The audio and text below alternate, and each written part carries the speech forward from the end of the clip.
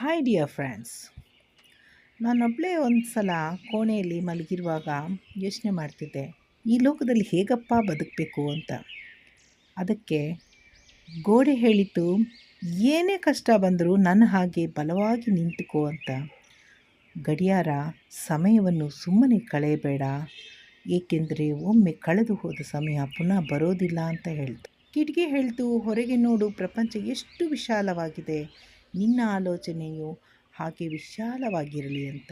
ಮೃದುವಾದ ಹಾಸಿಗೆ ಹೇಳ್ತು, ನನ್ನ ಹಾಗೆ ಮೃದುವಾದ ಮಾತಿನಿಂದ ಮನಗಳನ್ನು ಗೆಲ್ಲು, ಕಠೋರವಾದ ಮಾತಿನಿಂದಲ್ಲ ಅಂತ. ಕ್ಯಾಲೆಂಡರ್ ಹೇಳ್ತು, ಕಾಲಕ್ಕೆ ತಕ್ಕ ಹಾಗೆ ನಿನ್ನನ್ನು ಬದಲಾಯಿಸಿ ಮುಂದುವರಿಯಿ ಅಂತ.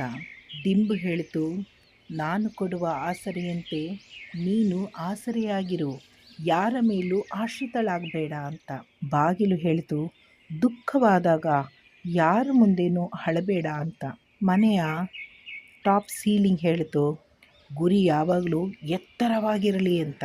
ನೆಲವೇಳಿತು, ಹೆಚ್ಚಳ ಪಡಬೇಡ, ನಿನ್ನನ್ನು ನೀನು ತಗ್ಗಿಸಿಕೋ ಎಂದು. ಫ್ಯಾನ್ ಹೇಳಿತು, ಶಾಂತವಾಗಿರು, ದುಡುಕಬೇಡ ಅಂತ. ಎಷ್ಟೋ ಸಂದರ್ಭಗಳಲ್ಲಿ ನಮ್ಮ ಕಣ್ಣ ಮುಂದೆ ಇರುವ ವಸ್ತುಗಳಿಂದಲೇ ನಾವು ಅನೇಕ ವಿಷಯಗಳನ್ನು ಕಲಿಬೋದು, ಆದರೆ ನಾವು ಗಮನಿಸೋದಿಲ್ಲ ಅಷ್ಟೇ ಅಲ್ವೇ ಸ್ನೇಹಿತರೆ?